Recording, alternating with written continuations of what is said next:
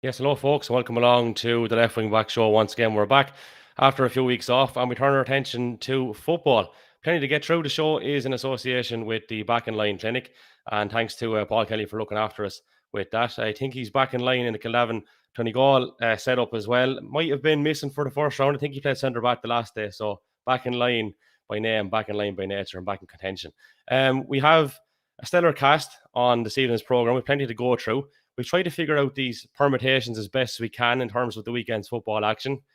The show possibly could be brought to us in association with Panadol or Nurofen as well, because there's a lot of headaches in terms of what may or may not happen. But we'll do our best to bring all those possible permutations to you with the best of knowledge that we have to hand at the time.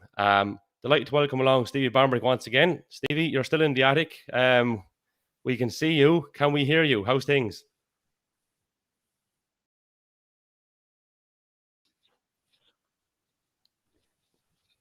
We seem to have a delay, a bit like Anne Frank at the moment. A bit like Anne Frank at the moment here, I think. Yeah, good to be back anyway. You're welcome back, your new marital status anyway. Yeah, cheers for that. Appreciate it. We have former Carlow selector Tommy Wogan. How's things with you, Tom? Oh, good, Kev. Thanks for having me on. Great to have you on, Tom. And we have Mr. Christy Bolger. How's things, Christy? Surviving. Thanks for having me on. Delighted to have you on. What does Tommy Wogan have in common with all these guests apart from me? I think Tommy won championships with yourself and Christy at various grades. County final, got that county final with you, Stevie, I think, as well. So, Tom, you're responsible for a lot here.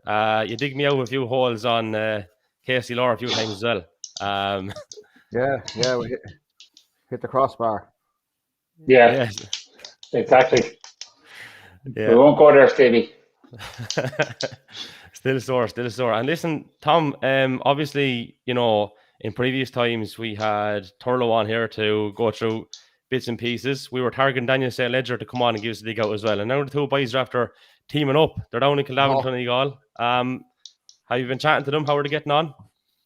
Yeah, it seems to be getting on great. It seems to be getting a great reaction from the players. And it's great. It's great to see him down there. And I think the lads are enjoying him as well, And he's enjoying it as well. Look, he was never going to be too far away from it, So it's good to see him back, and I'm delighted for him, Yeah, I mean, there was going to be an issue scratch there eventually. I know last year he needed a break. He got the break, but there's so much knowledge that man can still impart, and it's great to see him back involved with some team. You know what I mean? Yeah, it is. I'm delighted for him, and look, Kildavin are going to benefit greatly from him as well, because the experience he has and what he's been through with Wogan, with the county teams and that, So it's great. The best of luck to him. Best luck indeed. And just a quick one, folks. You can get in touch with us, of course. Just put a comment on Facebook or YouTube. We're not actually live on Twitter at the moment. We'll pop the YouTube link in there in a couple of moments' time. And don't forget to follow us across all the social media platforms and subscribe on YouTube and the usual crack. And you get us on Spotify and Apple and all. We get the podcast up later on. Christy, we won't dwell too much on this. I wasn't expecting to have you this week. One man's sorrow is another man's joy. We do have you. Hard luck last Sunday. Disappointing? Very. Nobody minds losing. It's the manner in which you lose. If the performance is there, you can take it. But when it was so flat for 30 minutes, it's hard to stomach. Still hard to stomach. But look, we'll go back to the drawing board. We'll improve and we'll develop and we'll go forward. We won't sit down for too long on it. Yeah. Chances were there, in fairness. You were making those. If you weren't making them, it'd be a different story. Yeah, in the second half, geez, we got a right good run of scores. But looking back at video, it was us that missed them. It wasn't a referee's call or their mistakes or anything. We had the chances and we failed to capitalise and punish them. Yeah, and in terms of management, I think this was this your first adult team to be over? How did you find it went overall, and what was the key learnings that you took from the year? Yes, my first adult team. I really enjoyed it. There was a good buzz around the place. I suppose as a club, they're transitioning. County final 2 years ago, it lost a lot of the older guard. a lot of young lads stepping up. They need to earn their stripes, and they have to be given time to do that, rather than being pigeonholed into, well, he's not ready or he's not good enough. They have to be given time. Everybody deserves a chance. Dealing with adults is brilliant. I think you're just trying to raise the standard, create a different kind of culture and vibe around the place, and just move forward and see where it takes you. So obviously, we're grateful to have you here now as a pundit. You're going to be busy anyway. I know you're involved with the IT Carlow squads. You have a number of things going on. I don't know how you're getting the time for this at all. But yeah, you're not going to be idle, as the fella said. Definitely not, and I think that's a good thing this week, because I didn't have time to get sour over things too much. So no, involved with the IT, doing a few bits and pieces around. So no real downtime. I don't mind it either. I'm just a nuisance if I have too much time in my hands. Absolutely. You're out in De La Salle, aren't you? Praise De La Salle, yeah. Good stuff. Another thing a couple of us have in common, I think. Stevie, did you go to De La Salle? Stevie's a fierce delay up there in Yeah, we're the first years to go into it. Good man. So and Christy's out there keeping the whole thing going, as the fella said. So that's the story. I've lots of help out there. Yeah, Jesus. It's a transform school, I can tell you. From the time I went over anyway, there's been serious improvements, and it's great to see, in fairness, and onwards and upwards. But listen, lads, we'll tuck straight into the action. We've had an awful lot of stuff to get through. In terms of the last couple of weeks, I'm not going to comment too much on that. I'm going to dive straight in, because as I said, we do have a lot to get through. The handiest way, I think, to tackle these games is in the order of which they're actually happening. So we'll jump into the fixtures. Tomorrow night, that being Friday, in Netwatch Cullen Park, there is a double header. Intermediate championship first. There's junior games on tomorrow night as well, but we'll start with intermediate. So 6:45, it is Kilbride versus Fenna, and then after that you have St. Patrick's versus the Fighting Cocks. So just to give a little bit of context into what's been happening in this group, Fenna, that tells its own story. They have a plus 49 score difference. They have big wins over Tullow and the Fighting Cocks. Now, having said that, as things stand, Kilbride have 2 points. They've had a couple of draws. Their score difference is 0. But the funny thing is, if Kilbride win this game, you'd fancy Fenna for it. But if Kilbride do win it, they'll go straight through to the semi-final. So, it is interesting. I don't know, we'll talk about structures a little bit later on, but maybe we'll start with a bit of a verdict on where we see this one going. Tommy, I'll start with you. I suppose it's probably hard to look past Fenna, given their recent run of form and the scores they've been racking up. Yeah, it is, Kev. 6-17 to 4 points against the Cocks. That's serious scoring.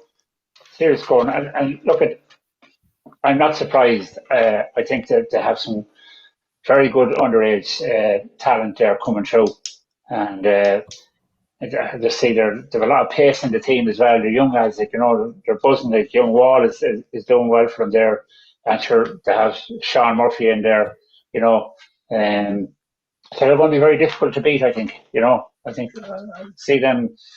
I see them going all the way in intermediate. I think they're very, very good. There's a good balance about them as well. There's a lot of youth in it, as I say. And they're scoring. The old saying, goals win games, and 6-17 that's serious scoring.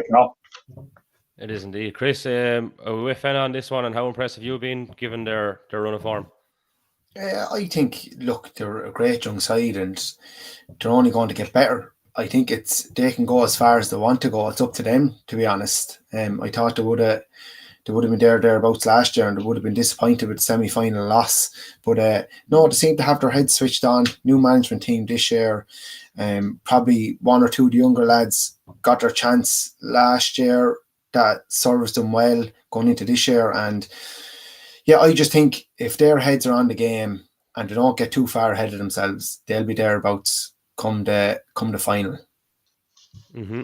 So Stevie, are you going with Fenna here as well? And just to add in something, from my own point of view, having coached the neighbouring minor hurlers in 16 and 17, a lot of those good Ballinkillen lads we come up against were obviously forming that Fenna team, and there's a lot of those after trickling into the first team setup, which is great to see. A very strong second team actually as well, and participation is so important, even if it is not with the first team, that lads keep playing the game, and that seems to be the case out there.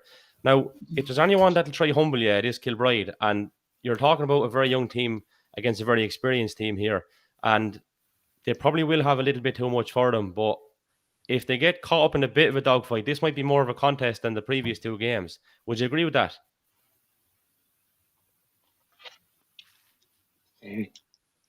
Yeah, but should they have Pádraig Hines and Cho back? You know, these lads were missing last year or injured as well, and you know that they would have been on. Pádraig Hines would have been in the minor teams there, the good minor teams. Like Cormac Lomax is come on as a sub now. I don't know, like if he's helped be kept off the team, a fair start in 15. I know you're gone to the stage now where you're looking at 4 or 5 impact subs coming on if you can afford to have them.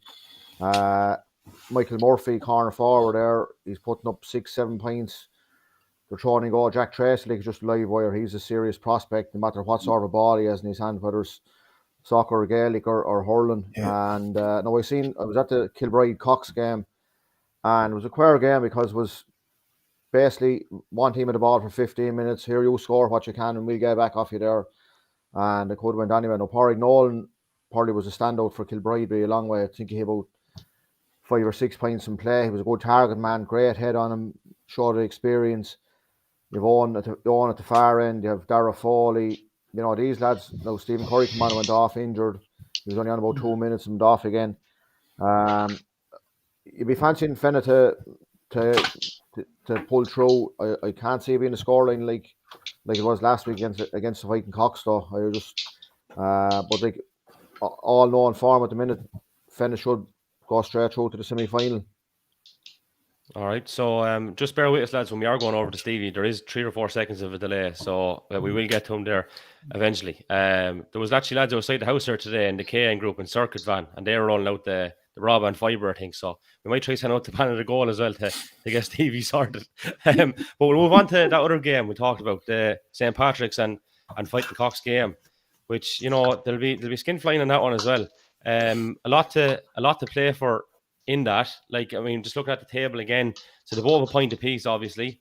Yeah, like it's funny, lads, because I went with which is a shy call in hindsight now. I went with Tullow against Fenna at the start in the first round, and I thought, geez, they're coming up on a high, and maybe, you know, just maybe not knowing that Fenna had made such improvements. In this one, I think I'll go with Tullow.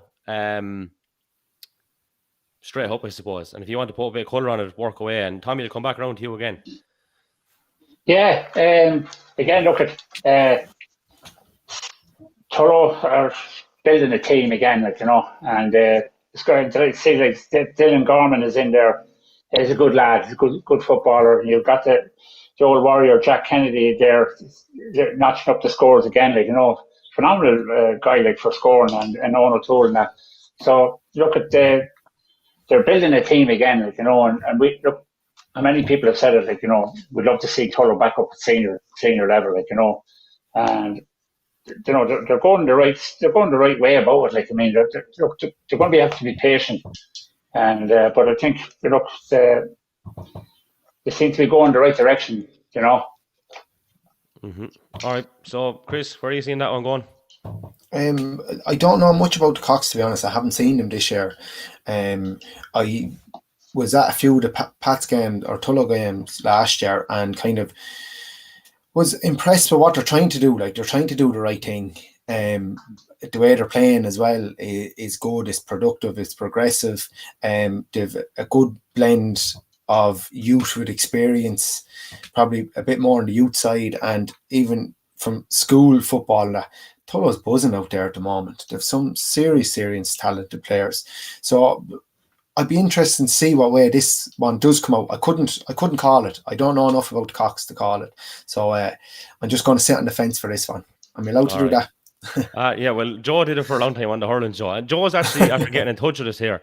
We'll bring up the comment on the stream. We're going to block you off for a second. Great to hear Tommy and Christy talk sense. You and Stevie not so much. I'm enjoying retirement on the couch here. Keep up the great work. I think it's actually semi-retirement because he says that with the hurling the whole time as well. He played most of the championship with Ballinkillen intermediate level. So there you go. Actually, he's another one as well. He's on fire here. P.S. Fenner Sam.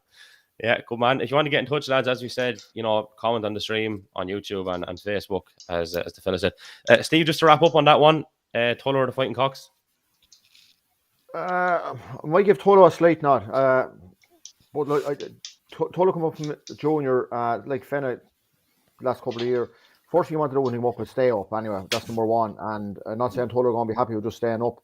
Right, if they win Sunday, they'll be in the quarter final. That'd be, a great bit of experience, as the boys have said there, like to a team that they're trying to blend the team for coming years. So might just give a slight nod to Tulla on the day, St. Pat's, to get over fighting Cox, but there'll be nothing in it. I'd say it could be them two matches. Now they'll be keeping a close eye. I know they're one after the other.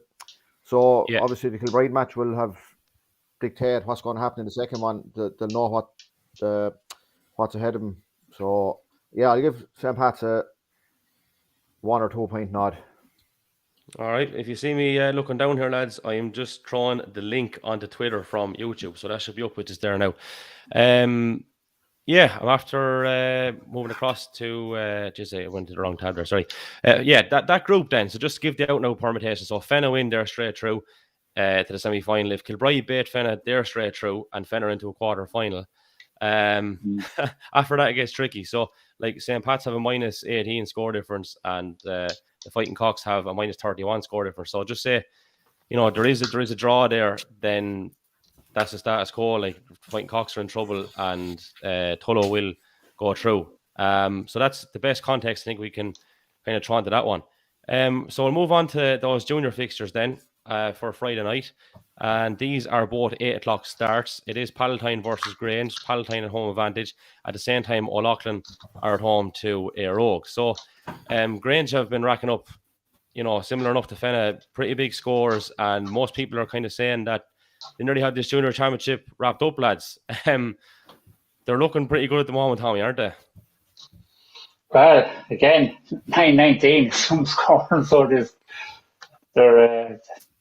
that's serious scoring. But look at again.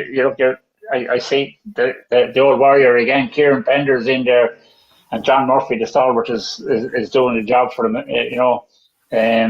Again, like Christy, I know very little about them. I haven't seen them playing this year yet, but going on that scoreline there, they're obviously going the right way anyway. Steve, you saw them play up close and personal. Probably the hardest cardio session you ever did. I think you were umpire, weren't you, on the O'Loughlin end, and you just had to keep going and going. And sure, I think eventually the boys threw in a few extra footballs, and it saved you a cardio hit session anyway, but it wasn't great for O'Loughlin.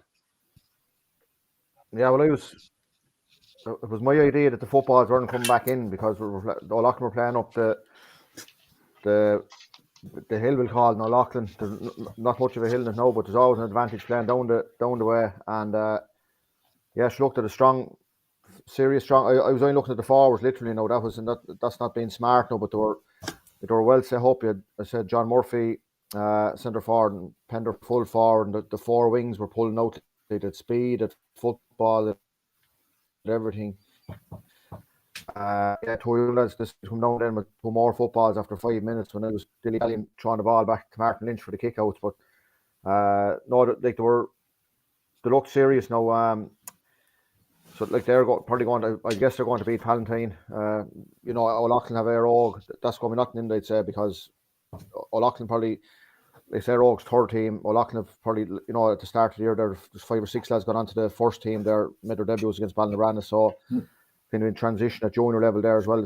First thing with your junior team is make sure you have a junior team going out anyway, and obviously arrange them as best you can. So, but Grange, they were serious. Like I was impressed with they had everything in the forward, a mix of everything: size, speed, shape, and they were clinical as well. Like they got to get 7 goals. Now, in fairness, there wasn't one Martin Lynch couldn't stop. Like, I'll be honest, they were all placed well away. So look, you'd be thinking they'll handle Palatine and the O'Loughlin all game. Like that's up in the air. I'd say it could go either way. Yeah, it could indeed. And just to give a brief bit of context, we're going to talk about the other junior group in a few moments' time. But if you look at the score difference in that group, Granger plus 80 and Rogue are on bottom with minus 45. So obviously 125 in the difference. Whereas in the other side of it, Tinryland are plus 6 and the bottom team is minus 8. There's some difference in that. Yes. If you want to go down through it, I've Grange winning this as well, and I'm sure Chris and Tom, you have Grange winning it. They're just flying at the moment. Fleming, Alan Fleming, Kieran Pender, and Kieran Pender and Niall Byrne in a two-man full forward is dangerous enough, but Fleming is racking up scores as well for the last couple of years, and it's a daunting prospect at junior level when you see them boys. Like, it doesn't matter what age Pender is. Like, Pender is so hard to stop. He just has that experience and that junior level. You know what I mean? Like, he's crafty out.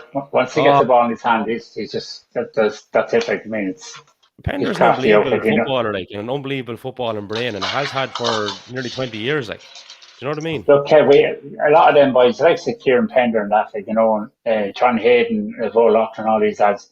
You know, I the utmost respect for all these guys that stay playing with their clubs to bring the next group on, like, you know, and you know that's what's needed badly in clubs. Like, when you see these guys still soldiering with their clubs, like, you know, and bringing on the next group of chaps in their clubs, you know, that's brilliant. That's great stuff, like, you know.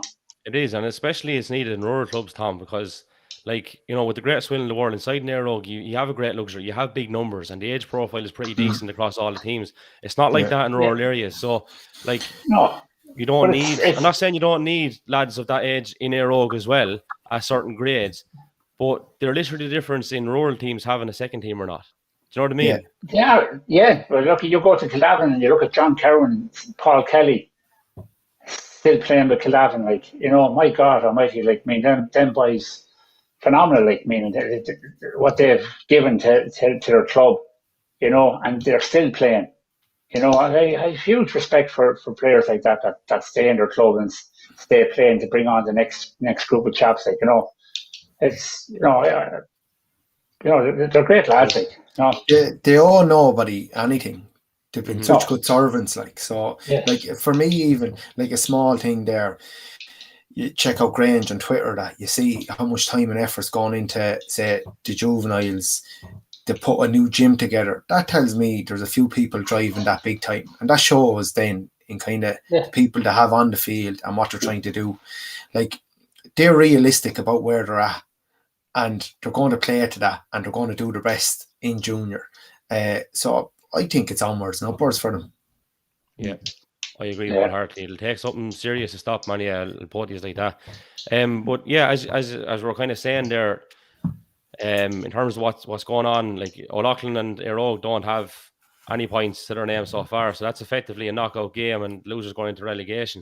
Palace said are on the 4 points. Like, they're guaranteed the quarter final, as the fella said, and if they, in the unlikely event, you know, they were to win, they would top the group. But you're probably looking at Grange into a semi-final and Pal second, and then the winners of O'Loughlin and Airog are going to be third, and that's that one. But just quick verdicts: is it O'Loughlin or Airog in that junior game, lads? I don't know not really enough about it myself about either of the two teams. I've seen the lineups and all, but it's very hard for me to make a call on it. So I'm going to sit in defence for this one in Christy Bolger style. So what do you reckon? Yeah, I'll join Christy on the fence. I know very little about it. It's not that sturdy. I tell you, I'll make I'll say Airog this time, and just what kind of Stephen said, like, O'Loughlin against Ballinabranna Senior went all guns blazing and brought up 5 or 6, even 7, 8 lads onto their senior team. I think it'll take them a little while to just grab the numbers and grab a hold of it there at junior level. So I'm just going to say barely Airog in this one. Right. Good job. Steve, do you want to try your hope and sport here? Well, sure, I'm going to go the opposite end. I'll have to go barely O'Loughlin. So balance defence.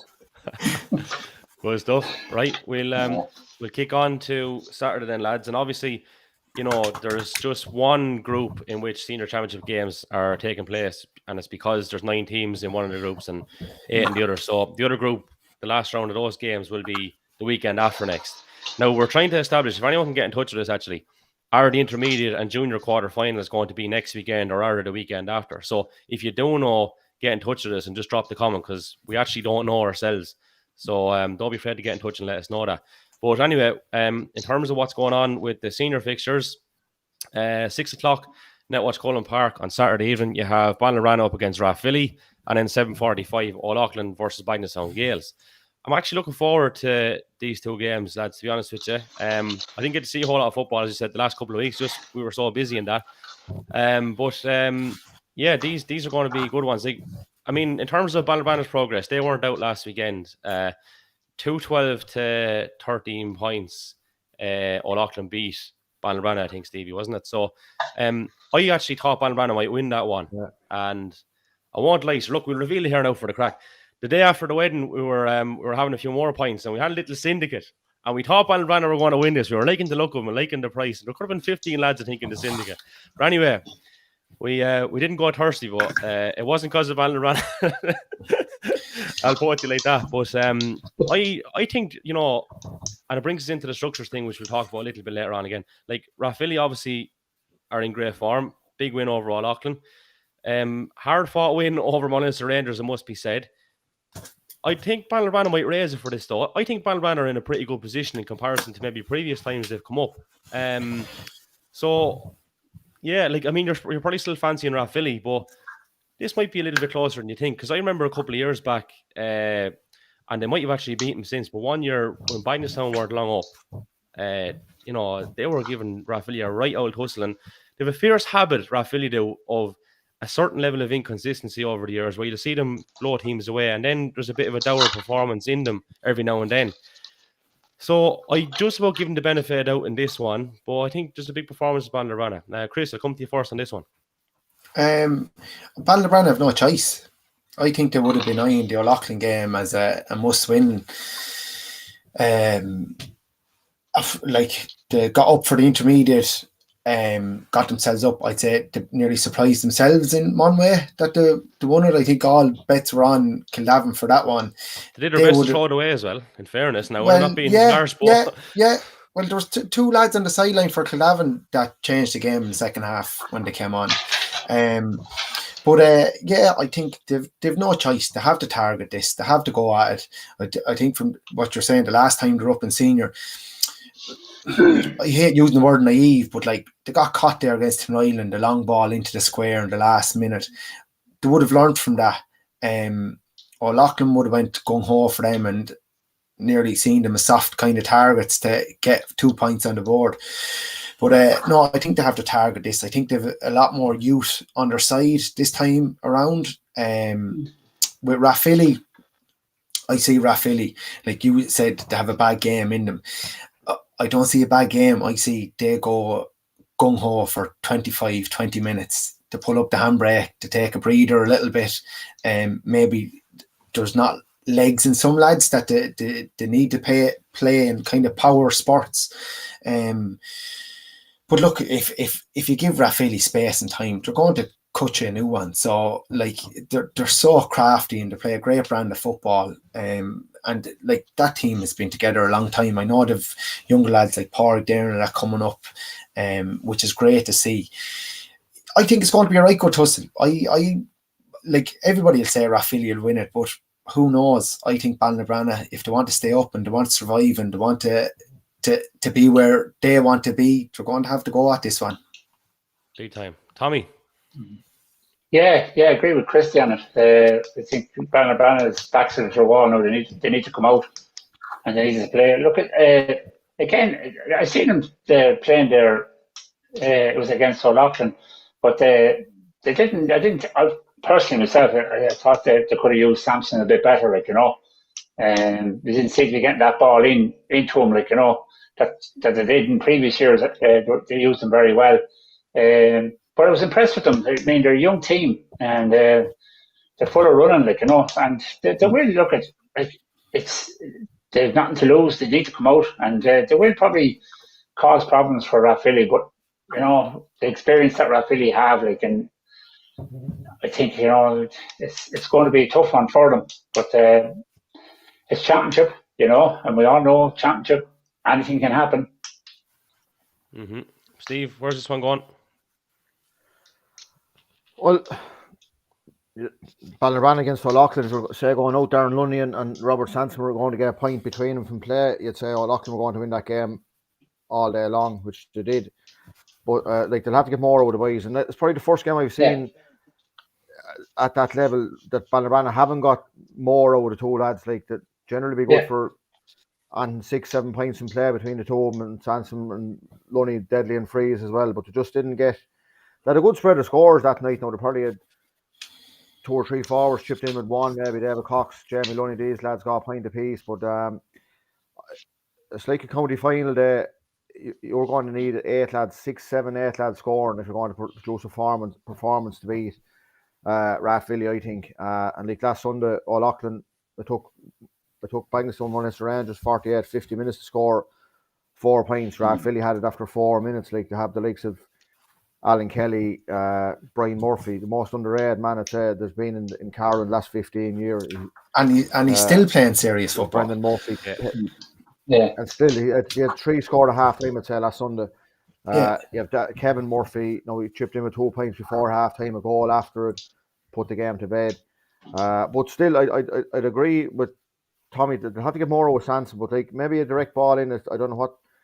Like James Dolan was handled fairly well last week by the Rathvilly full back. So size-wise, look, Sanson's a serious prospect if he gets the right supply and can feed off other lads then. But as Christy says, like, it's championship now, and Ballybran will have 2 games played after this weekend, and they need to have points in the board. But still, you'd have to fancy Rathvilly, but because Rathvilly, like in the county final last year, lost me 6 or 7 points, and they'll feel like they didn't do themselves justice. And that's not saying like you're up against an Aero team winning 4 in a row.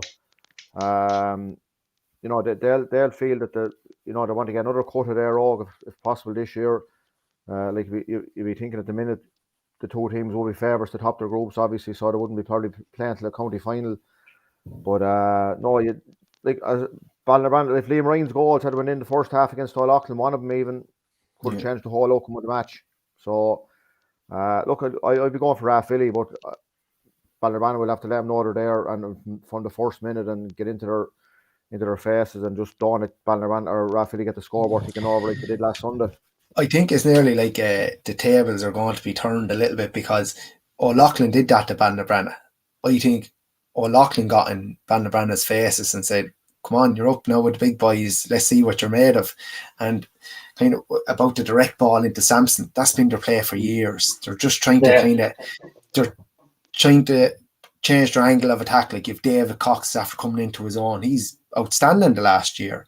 They have a half back line there that it'd be a mix for any or a match for any half forward line. They're a great launch pad. So I think it's like Rathvilly definitely have the experience, but it's kind of exciting to see where Ballybran are at, and are they say ready for this jump? Are they ready to stay up in senior football? Yeah, I remember you having a right tussle with Samson actually in the intermediate final 3 years ago, Chris. I was only back from Dubai, and I tell you one thing, I was wrecked after it. He's a big man. He's a unit. Yeah, he's all there. But that's, in championship, if you don't have belief in yourself, you got to have belief. When you go into championship, you've got to believe you have the makings or the winning of this game. And that's what Ballybran need to do. They need to believe in themselves. They need to bring their A game, and they need to go after it. And it's not about 10, 15, 20 minutes. They need to go after that for the whole hour. Chase everything down, and if they can do that, they can raise their game at all. They will give a Rathvilly an awkward time with it, I think as well with the water breaks as well. This goes for all games. Like it's hard to get momentum. So when you have your purple patch, you need to take the most of it. Is there a need for water breaks? Is there a need for the water breaks now? I don't think so. Yeah. I don't see why. There's not, but there's still going to be in.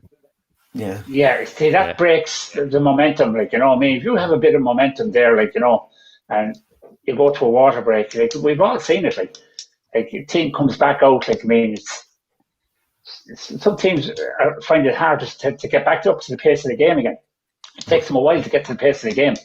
Their tactics break is what they are. Chris, you know that as well as anyone. I don't want to go back to last Sunday again, but I think that was at a time when you were struggling in the first quarter, and I'd say you were delighted you had a water break that you could get the boys in. I couldn't believe it came around so quick, to be honest. It was just, probably last week I was delighted. Other weeks you're raging that you have to come in because you're just like, geez, we're only after getting going here now. We're only starting to get the cobwebs out. So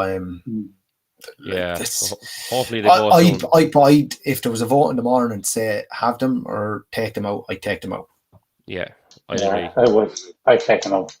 Yeah, it's even a nightmare when you're at a game and you're trying to cover it actually, because if you only have the phone or whatever and you haven't the stopwatch, even remember to hit stop on it for the moment or keep an eye on the time. And lads are saying to you, what's left?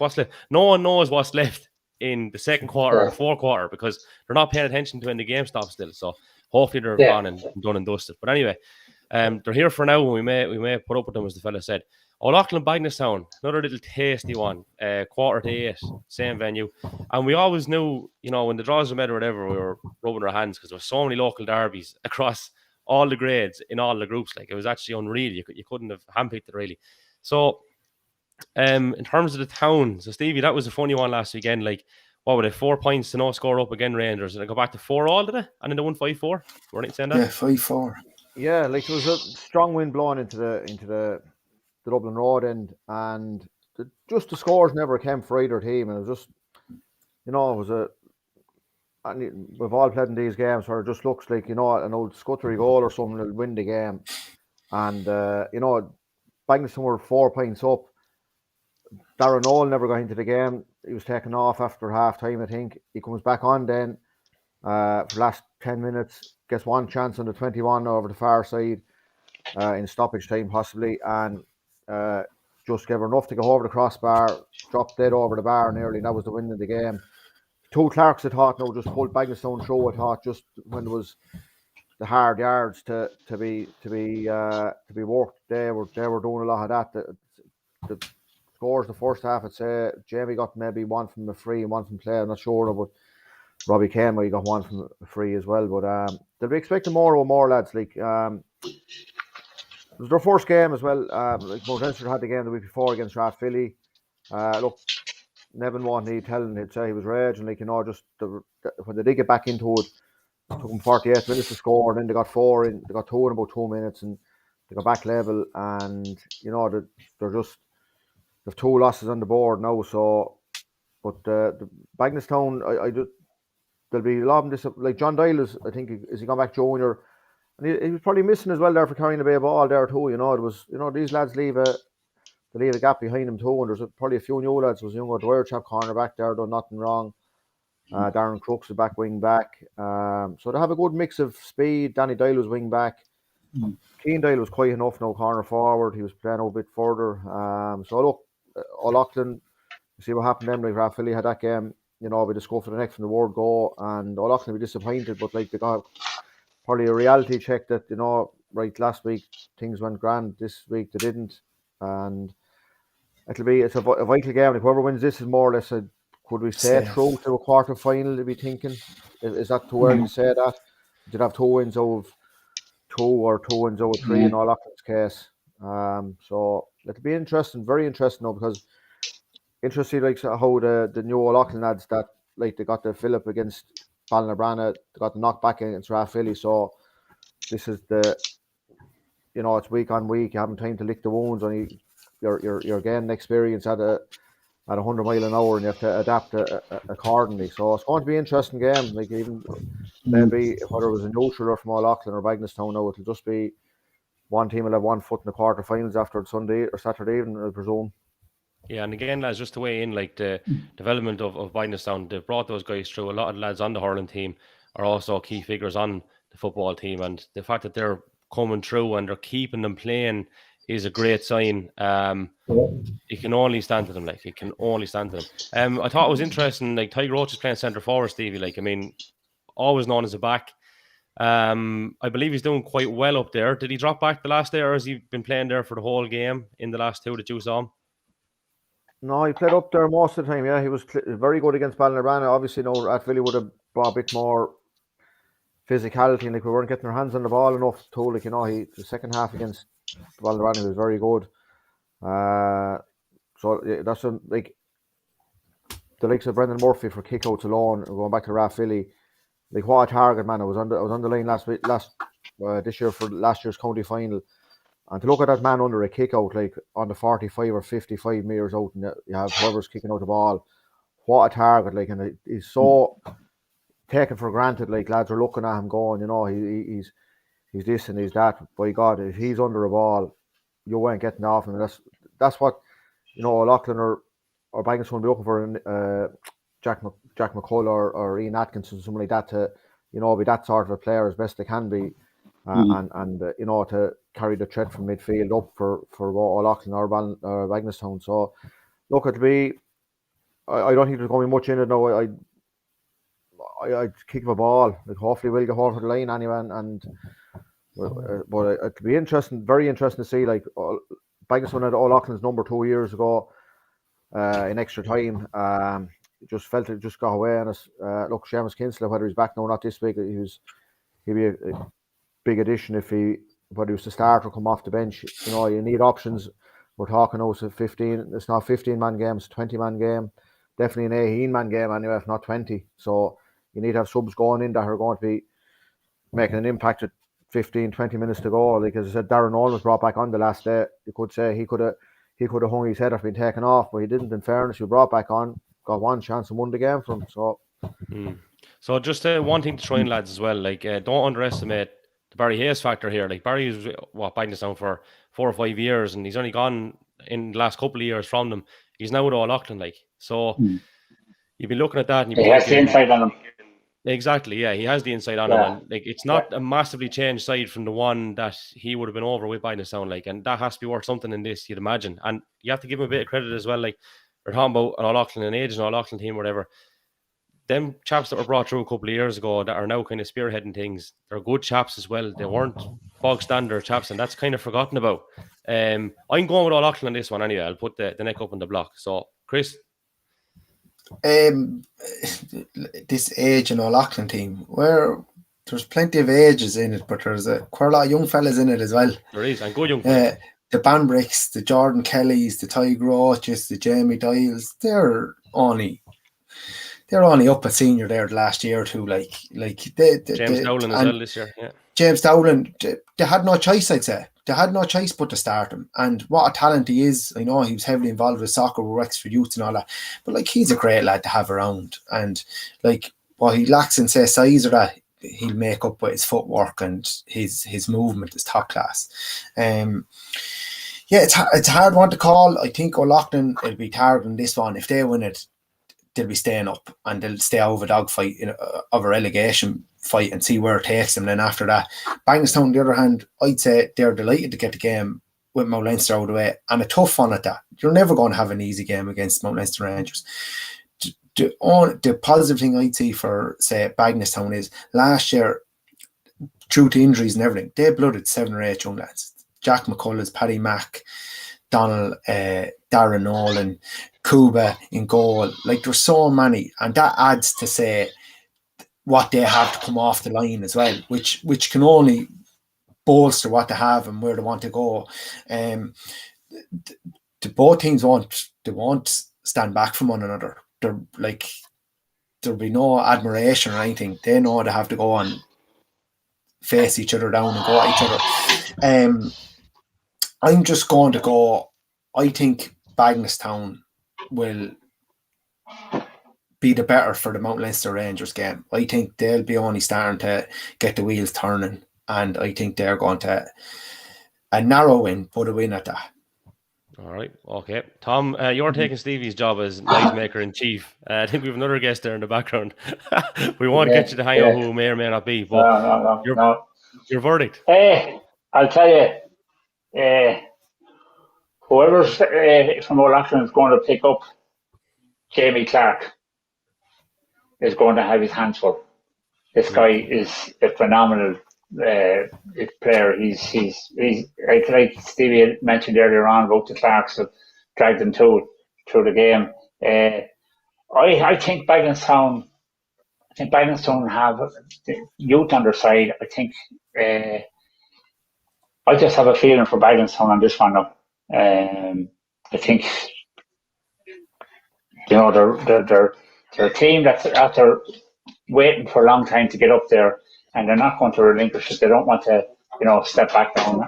And then again, on top of that, it's a local derby, and that brings out in itself, so it's a tight one. It's a tight game, but I just have a feeling for Bagnestown on this one.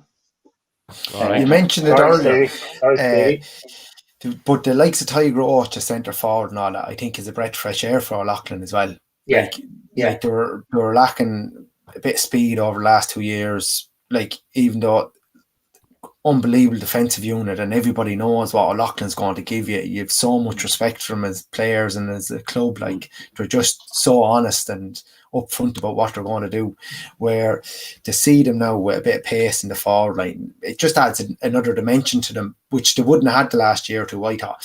And if Kinston and them are back, lads, they're a handful for any man. Any man. If Seamus is back, that's going to be a major factor for O'Loughlin.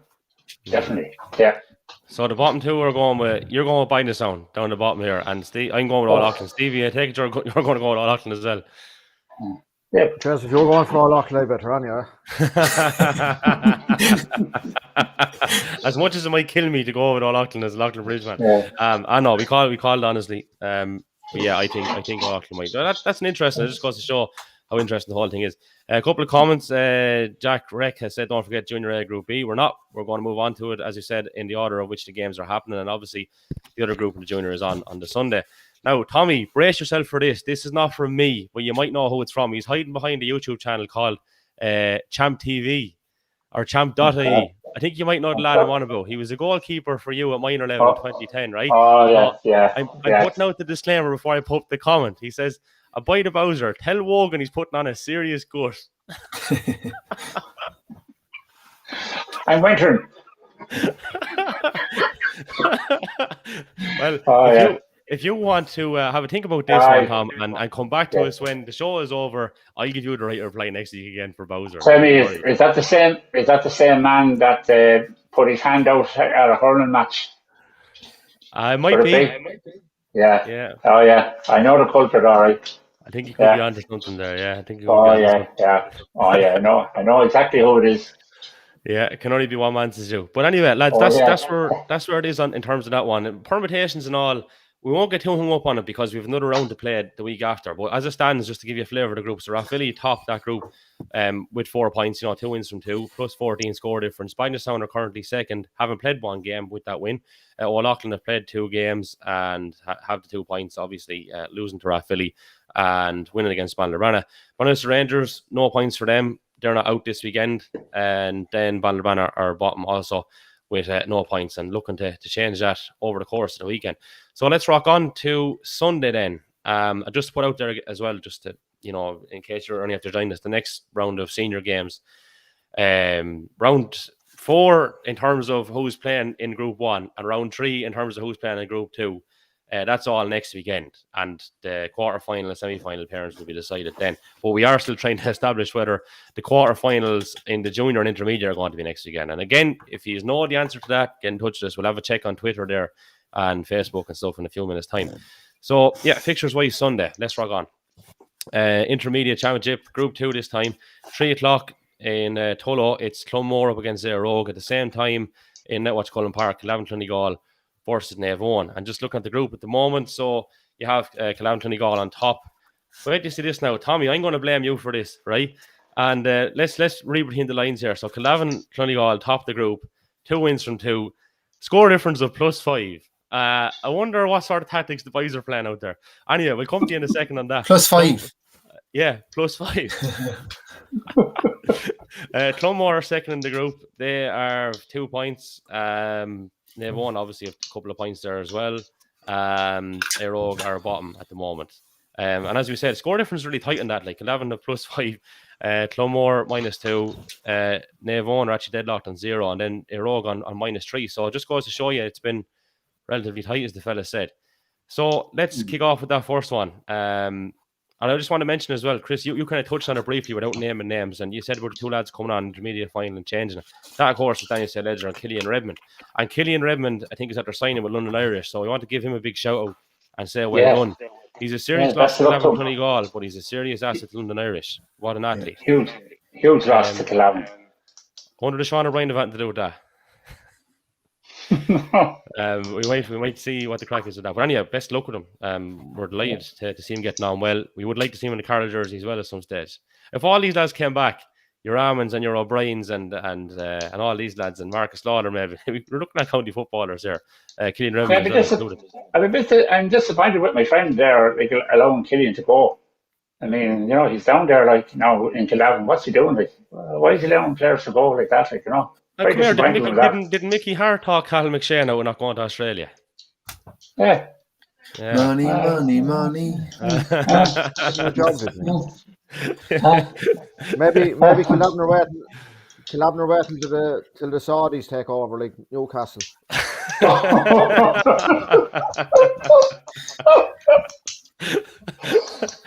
Nice one, Stevie. Oh, Jenny. Well, you see, the thing is, I couldn't afford to keep Thurlow on the podcast, so I went off to Calavin Donegal instead. You see, that was the. Yeah. Only cotton, lads, only cotton. Anyway, look, those fixtures. We'll start with Calavin Donegal and Navan. So we do believe, without taking the piss, that the lads are playing. They're setting up. They're quite defensive. But obviously they've got 2 wins under their belt. Navan, I'd say there's no point talking about defensive or offensive or anything with Navan. They're just straight out, we'll go out and play football. Without trying to be ignorant, I haven't seen them play. Maybe I'm wrong. I'm open to correction on that. But generally, that's the way they've operated, and it's brought them success. They've got promoted several times. So, I take it you're going with your buddy here, Tom. Is Calavin Donegal going to win this one? Yes, I'll probably go with him because I don't want him calling up to the house tomorrow to me. I think Calavin are they seem to be going well, and as you say, that the system that they're playing is very, very difficult to break it down, and I think I give Calavin the nod on that one. Okay. Chris? Okay. I haven't seen Michael in the last 2 years play, so I'm going to hold judgment off that. Just from Kildavin, I've seen him a bit. I think doing the commentary with Park TV was an unbelievable way to see players that you don't cast your eye on a lot. And with some of the Kildavin lads, I hadn't seen Dan Murphy in that in a year or two, and so impressive. Even in the final against Bannerbanner, the scores were there, they just didn't take the opportunity or their opportunities. I think there's still enough in them to compete.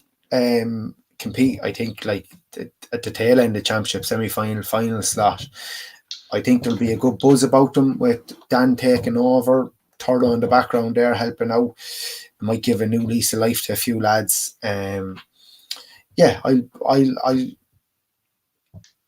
I'm ignorant to Michael, I have to say. I haven't seen him in a while, but I'll go with Calavin. All right. Steve, you going Calavin Donegal or Michael? Yeah, I was at the game last week, Calavin and Clonmore. Well, I seen 45, 50 minutes of it, and I was very impressed with Calavin for times, and Clonmore equally. And one thing I'll say about, I'll compare Calavin to Grange in the junior. Calavin will be battle hardened if they're getting through Grange Fenna meant to say, sorry. Fenna and Grange, they're putting teams away, whereas the teams in the other group could be getting the harder matches, and it could stand home in the long run in the semi-final or a final if all things being equal. Like Liam Roberts the other day, now the arse had fallen out of Calavin for a while there. They were still 2 points up. They were clinical the first half, took every chance going. Then like Clonmore hit the cracking goal. I think it was Pádraig Gann got it. He was playing number 5 and brought Clonmore right back into it. And then Liam Roberts, in fairness, came up and kicked 2 points.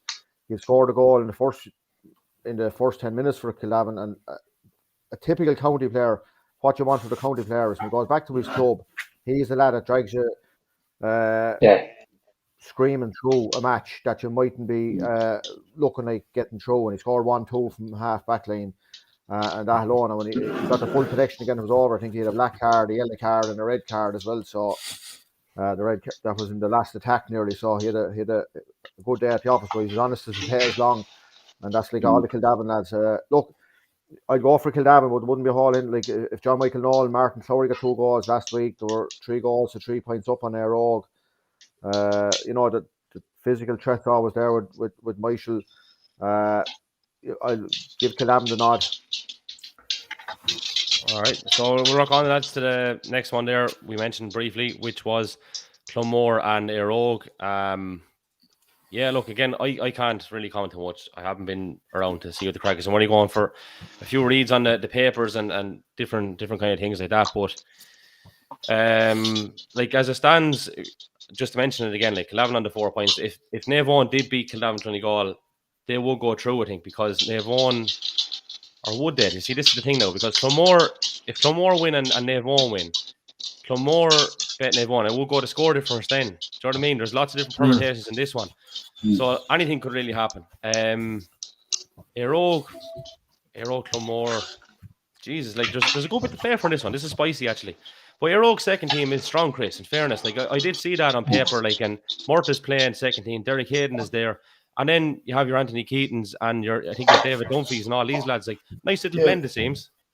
They do have a nice blend on paper, but then when you see them play, it's kind of, are they playing to their strengths? Like there's plenty of speed on that team. Are we utilising that? Like, are we giving lads responsibility to take on the ball? Like if you're looking at Éire Óg against Kildavin, like you'd want to blitz them down the wings, play attacking football from the sideline and then cut in.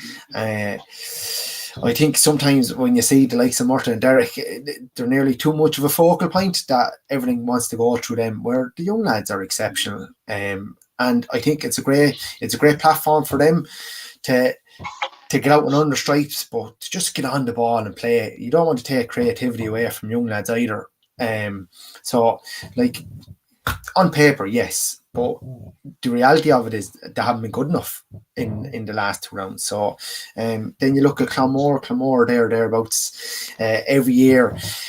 Like there's a lot of teams in transition, but like in fairness, Clonmore, they have so many good young lads that have been coming up through development squads in Carlow, and geez, none of them are outplaced. They have some exceptional footballers, so they won't fare anybody. They'll be itching to get at teams.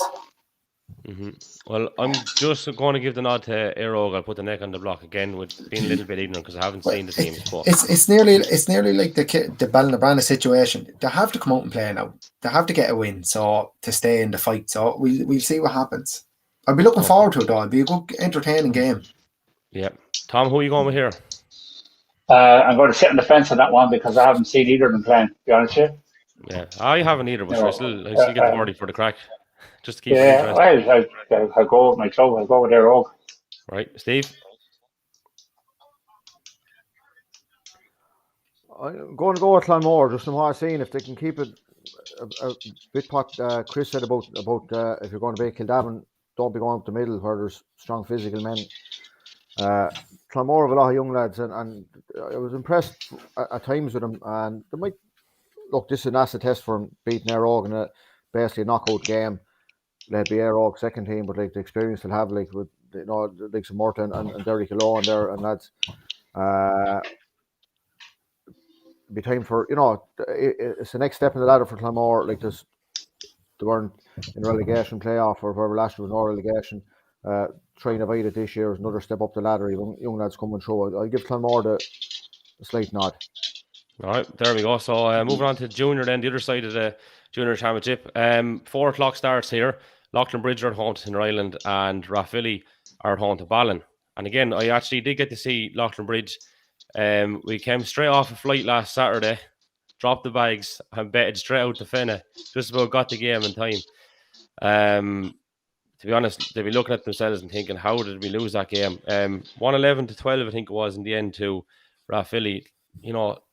I suppose there was one little blitz. I don't know, was it just before or just after the water break in the second half where Rathvilly went straight down the middle? I don't endorse cynical play, but they literally went straight down the middle. It was actually painful to look at. You're thinking, someone pull them down. And then the next play, they went straight down. Go on.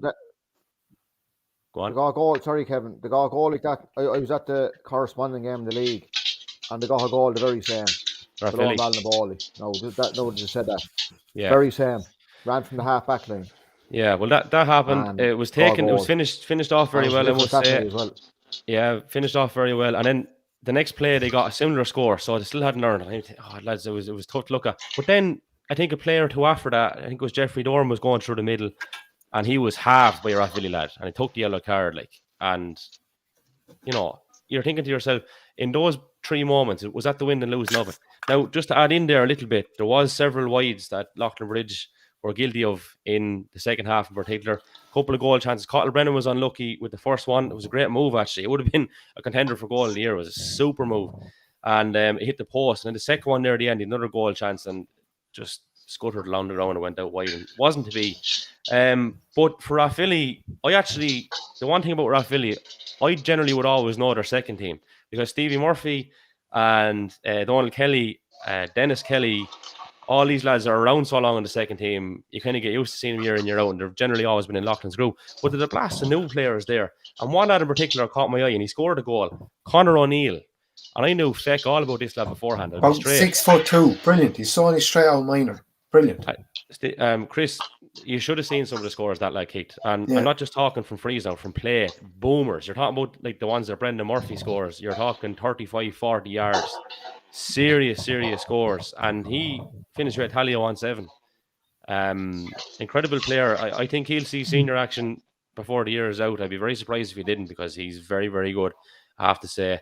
Like the funny thing, this group, like the week beforehand, Loughlin Bridge bet Ballin with a late score. Ballin went on and beat Tinryland, who would have been fancied last weekend, 110 to 1-6. So this group is very much all to play for.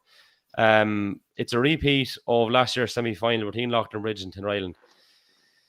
Tinryland's second team is a serious second team, lads. I don't know if you've seen it on paper again this year, and you know most of the lads from last year's junior final, and they're as strong, if not stronger.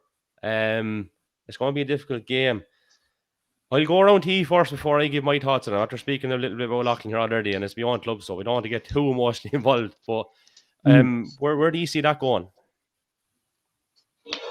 Oh, tight one. Loughlin Bridge.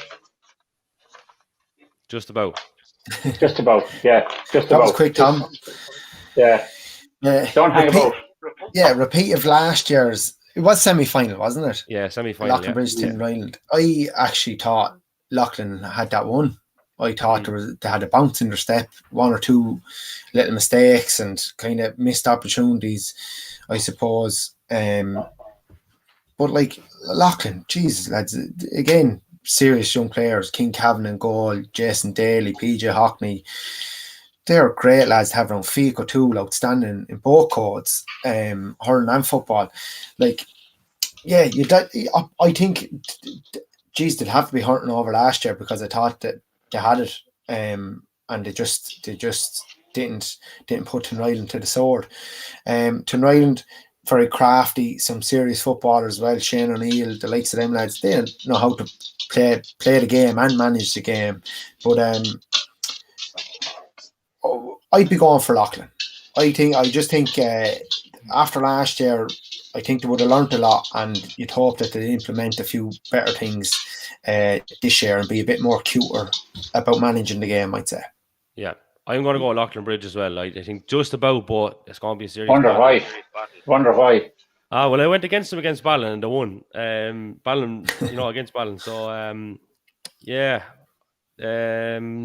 I'm hesitant though. It's not a straightforward game, lads, by any means. It's going to be a tight enough encounter. But I think Loughlin Bridge just might have a couple of injuries there as well. Now, Daly picked up an injury last week, and Fico Toole didn't play at all last week, and we can't be without them. Like at junior level, like again, I always compare it to Wogan. Like if you lost players kind of a similar caliber, pro-rata to senior grade, was you could possibly bring on county players. We don't have that in Loughlin Bridge, unfortunately. So that is a big factor. If those lads are right, or whether they're not right. Steve, what do you think? Yeah, sure. Don't you? I seen Loughlin was against Rathvilly, said in that league game now, and give Rathvilly a head start. And they were saying last week, like the leg all in similars. Like, look, you want to be learning quick, and I presume that's been rammed under Tross by Skippy Callan this week, like that. And you have the chances taken, and look, home advantage might swing it for him, and a big crowd down there maybe, might just do it. Like Tinryland, I thought when I seen that they might have lost a couple like after getting to the final last year, but you're saying like they're as strong as they were last year, if not stronger. So, but like that group is just. And I go back to it again. Whoever gets out of the group in the wind up, like they're going to be battle hardened. Whether they've won one and lost two and get out of it, because the games there's nothing between them. Like the Turkey shoots are all right. If you're going to stay win match like that instead with Grange or Fenna in the other two groups and intermediate and junior, but but Loughlin have to take their chance and get a bit of better spread of scores. Now, I know Jason Daly got injured. He said the last day Faker Tour might be back. He didn't play the last day, so look, can't be dependent on one or two lads. I know you're saying Neil scored 1-7 for Rathvilly. What did they get? 1-11 or 1-12? He's like an exceptional talent, seemingly. Yeah, so look, I give Loughlin the nod. But it'll be like soccer Saturday down there. To be going over from one venue to the other with people knowing, because the two games have a serious effect. Like you could lose on Saturday or Sunday and still go through. But like you have, it's in your own hands going out to 4 teams. Have it, you win, you go through, end of story. So I'll go with Loughlin. It's the same situation across all grades, isn't it? And I think, Steve, what you're saying there about battle hardened is so true, that like teams that play the tough games get up to the pitch and the intensity of the game a lot quicker. Where if you're having a turkey shoot and next minute there's an arm wrestle, it's hard to get up to that pitch quickly. Like the game could be gone by you 20 minutes, half an hour, and you're still looking at yourself going, what do we have to do to get up to these lads? Like, so every game is vital this weekend, I think. Mm-hmm. All right, so the other one. Don't hear. Sorry, Steve, go on. Go on, you're all right. Go on. No, it was just right. Fair enough. Jeez, he was never like that in the hurling show. But anyway, the other one, Rathvilly Ballin, Rathvilly home advantage. Again, this could go either way because that's a good little bit of a balance that Rathvilly have. I think Rathvilly just might do it, lads. Ballin very, very much changed side. Ballin, in fairness, I know that the one last weekend or whatever, but like Mousey's still knocking around and a few more of them, but Steve, you work with Alan Kelly, like he incredible footballer. He's moved on. They've a nice clatter of young lads. I'm just actually looking down at the team sheet here now at the moment. I have beside me, like your Larkin Dials, your Connor Bulgers, all these lads, and one lad in particular for me who stood up in the abs, like he was probably a bit of a late bloomer, is Dan O'Connor. He was very good against Loughlin Bridge. Keep a couple of points there the last day as well. I just think Rathvilly on home style might edge this one, but again, it's all over the place in terms of permutations. It could go either way. If Loughlin Bridge win it, then they're. It's hard to even say if they're straight through to semi-final, because if Rathvilly did go and beat Ballin, then there's a head-to-head thing going on. This literally could go anywhere. This is a soccer Saturday thing, as Stevie said. Every kind of a thing could happen. But like, it brings us on to, there's a couple of little things, lads, before I let you go. We're not going to delve into the Junior B and Junior C. I don't know it in enough detail, to be honest, but I'll mention one thing on Junior C. We had a tweet up there earlier. I don't think there's a further distance, is there, from Clonmore to St. Mullins? They play each other on Wednesday in the Junior C. That's the boom is back. 40 lads are training out in St. Mullins for football. Aye, and was it 35 or 35 of those were tugged out against Loughlin Bridge, I think the lads are saying. Imagine being a Junior C footballer, right? And you're happy with your lot. And then you come against inter-county lads that are flying, that are teeth tough, the size of tanks running at you with a big ball. No thanks. Yeah. It's mad shit, but like Steve, or what do you call it, Chris, it's the same up here. I didn't realise I played a bit of Junior C collection last year. And in that championship, Rat Downey were playing. You had Eric Killeen and Jack Kelly, Laois inter-county hurlers. And they might have had a 72 or 73-year-old playing in the goal, but it still won the game 8-8 to 2-2 or something. Yeah. Where? Like it's... I know lads do go mad about it over here, and I understand it to an extent as well, because you only want to kick a bit of ball. You don't want to be playing against elite lads. But look, it's great to see, first of all, St. Mullins back with a team. Now, there is some lads genuinely saying that they should have been forced to go into Junior A or Junior B. There's probably a little bit of merit in that, because I don't think they're going to lose this Junior C at all. Like, who's going to have the legs for them come to business end? Will Peter Fortune transfer back down? Jeez, he might do if you talk nicely to him. Yeah, he could make a move back down there for the football. They could have two teams next year. Yeah, but isn't it great? And again, that's the joys of the format and what that does for clubs and stuff. So it is great to see them back. The other thing we're going to get to was actually formats. We'll keep this brief, whatever. We're after talking about a lot of different permutations and all that, and that's great in one sense. But there is a couple of things, we spoke about the score difference discrepancies, and even if you look at it in terms of how dominant, take the Fenna game as example. Fenna have won 2 games, they flew through them, far superior score difference. But yeah, if they get beat by Kilbride would have 1 win and 2 draws and go through ahead of them. But Fenna will be after winning 2 games and still not go through automatically. So, I suppose everything is not without its flaws. But Chris, you would have saw it with the Laois Championship. I think even with just 8 teams, this possibly could work in terms of if you have the 8 teams in the hat, have an open draw, winners play winners in round 2. If you win both your first 2 matches, you go straight into a semi-final. If you lost the second game, we'll say, having won the first one, you're in a quarter-final. And equally flip it around the other way. If you lose the first round, play another team that lost in round 2. If you lose the 2 games, go into a relegation scenario. And if you win the second game, you play a quarter-final against a team from the winner's side that lost their second round.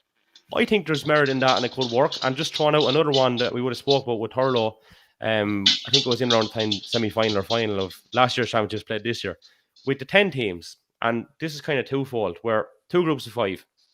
And the top team in each group goes straight through to a semi. Second and third play third and second in the corresponding groups in quarterfinals. Team 4 is safe. And then Team 5 plays Team 5 in the relegation final. And the reason I put that one out there in particular is we see the yo-yo effect quite a lot. Like Ballinabrana being the prime example. They've gone up and down a little bit. By putting it to 10, do you give that team a bit more of a chance to stay up and try and progress as a senior club? Because Ballinabrana were competitive the last time they were up. And you mentioned, Chrissy, in terms of the goal they conceded, which ultimately I think relegated them. Are you happy with the way things are at the moment? Do you see a bit of a jigging around? And if so, what would you like to see happen? And Chris, I will start with you, having seen it this year from another county's perspective.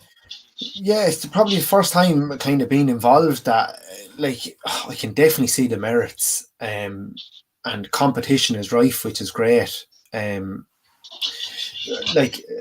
me, as a player, as a manager, as anyone that's involved, you're just looking for consistency across the fixtures with time and dates. That'd be the big thing. People have lives to live as well. But no, I really enjoyed the way the fixtures were laid out this year. I thought every team still had a chance.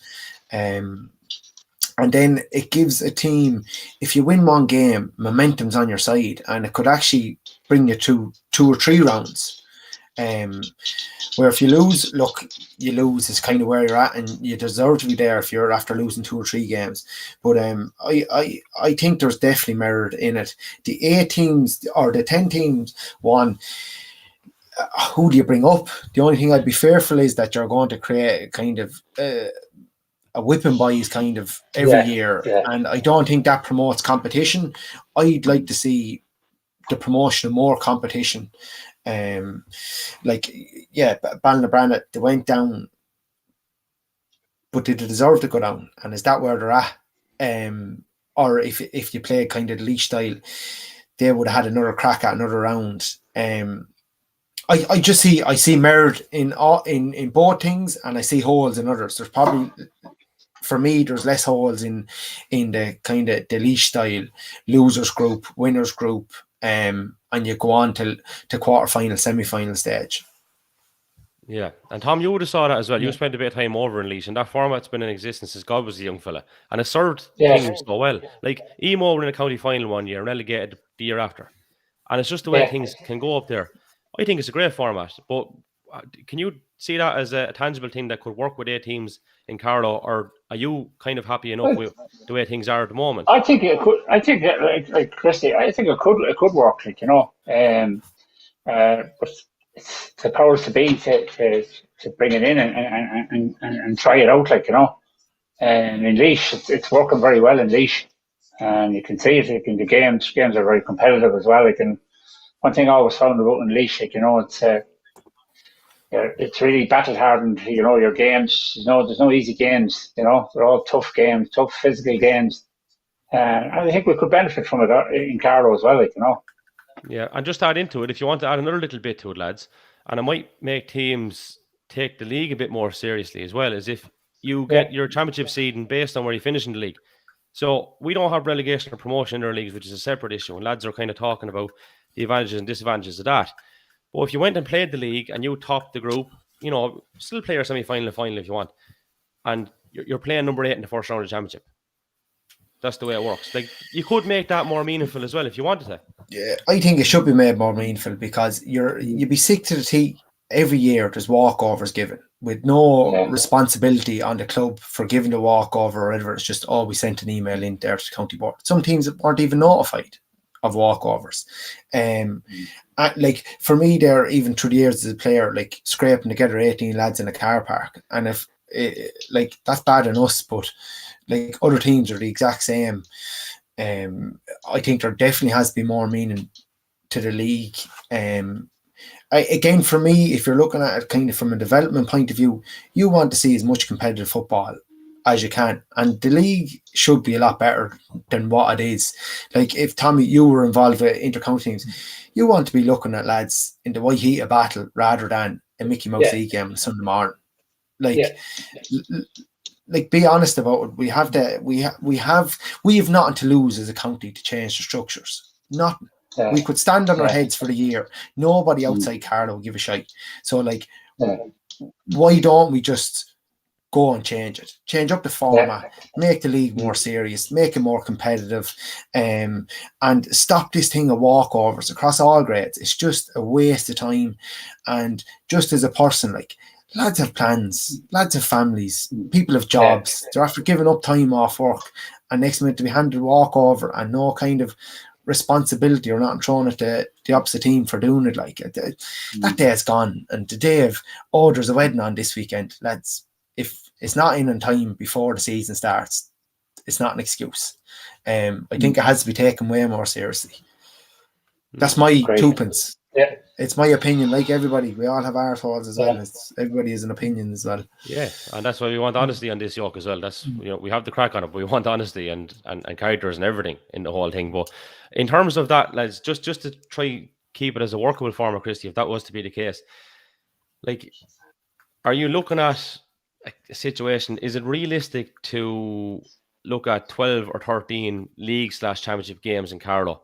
And the reason I say that is just the volume of the dual status and where you're getting the time from, and the struggles of some clubs without their county players during that time. And, you know, obviously the one you're talking about generally is Rangers because there's so many on the hurling panel, but even take it from another point of view where you're down 3 or 4 county players, all of a sudden you're scratching a little bit. So in that, would you split the league into 2 groups then as well, 4 and 4, and then, I don't know, in some sort of seeding process, have 4 balls you're making the draw, and team 1 in each group based on where they finish in the league or in that, and will play one of the teams in bowl 4, which finish bottom in either of the groups. If that's making sense, I'm complicating it slightly, but you're still getting the actual seeding in based on where you finished, and deservedly so, on both sides.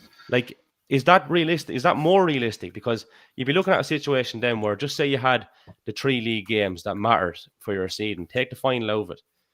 Then you're looking at a situation where, just say if it is Rogue, they won the 3 league games, and then they'll have 4 championship games. If they won the first round of the winners group, won the second round of the winners group, semi-final and final.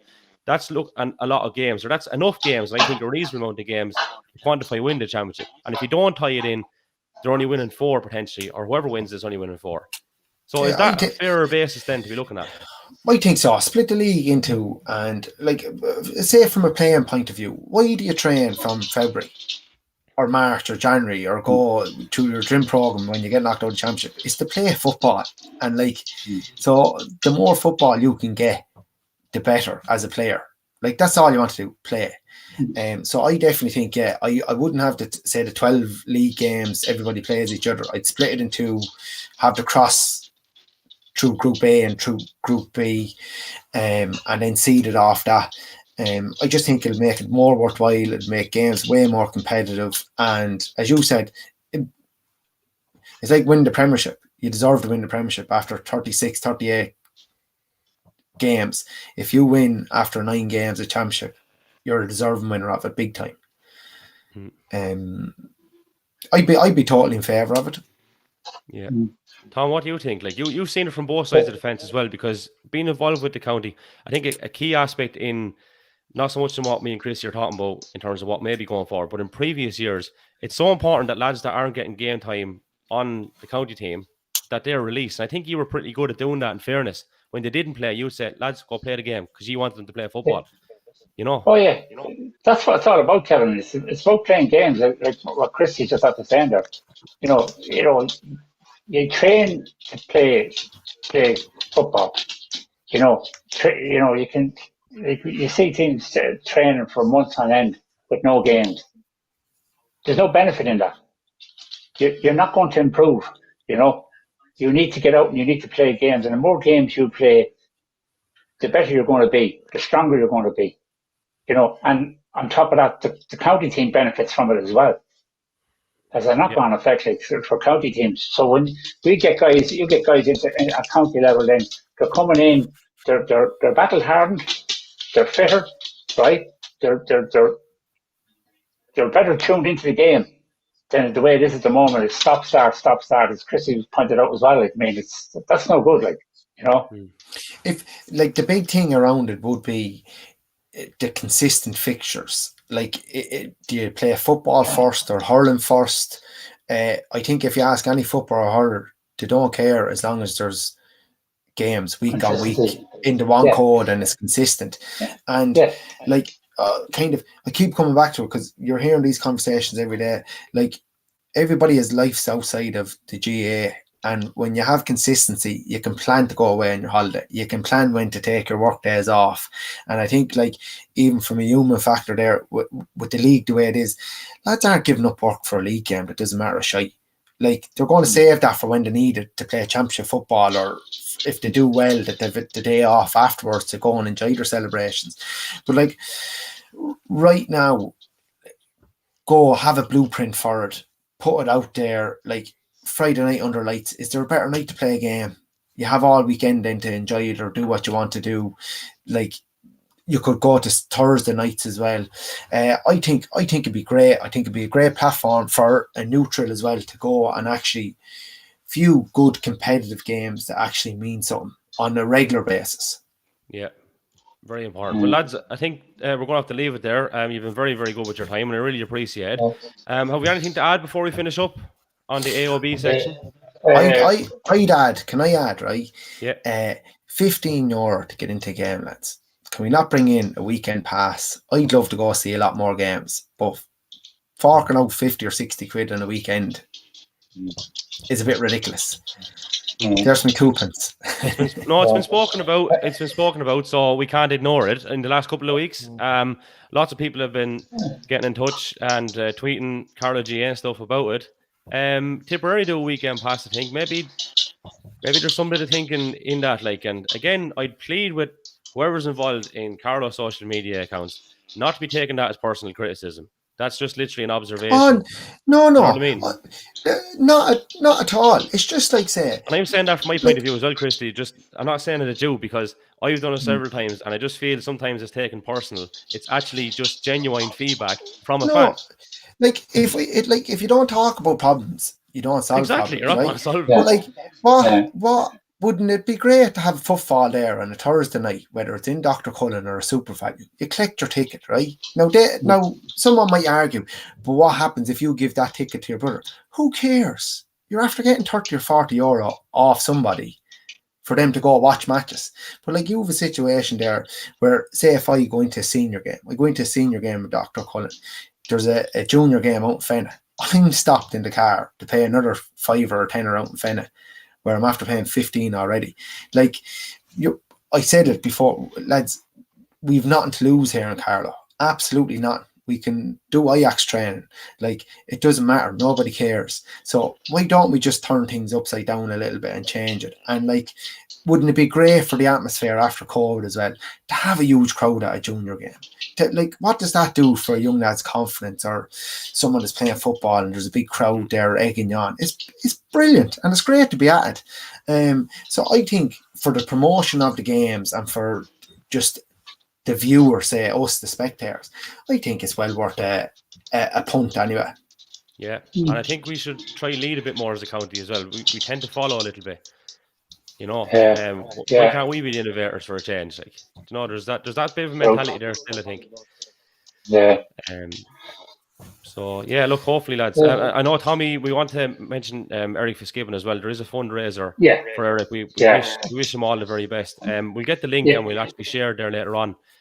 Anybody that's looking, anybody that's tuned into this, like, you know, I would ask you, you know, dip into your pockets, go to his GoFundMe page, and let's help Eric out. And I'd like, on behalf of all of ourselves here, I want to wish Eric all the best, and please God, a speedy recovery to him. And at this moment in time, and thinking of his mum and dad and his sister and that, and please God, everything works out well for him. But let's get our hands into our pockets and get into that GoFundMe page, and let's help this man out. Yep, agree wholeheartedly. Listen, lads, thanks, Kev. Thanks a million again. I appreciate your time. Just a mention to our sponsor, Paul Kelly, the Back and Line Clinic down in Killavin, Donegal. We thank Paul for looking after us there. And you can, of course, get in touch with us. You're probably watching us on Facebook or YouTube, but we are on Twitter and Instagram at The Left Wing Back, or you can email us at theleftwingbackpodcast@gmail.com is where it's at. We'll get the audio on Spotify and Apple Podcast as quick as we can. It could be the morning. Sometimes it's the same night. Depends on if the adrenaline is still pumping or not. But if not, it'll be tomorrow morning, lads. And the very best luck to all teams this weekend. Christy Bolger, Tommy Wogan, Stephen Bambrick, thanks a million for your time, lads. All right. Adios, lads. Thanks, Kev.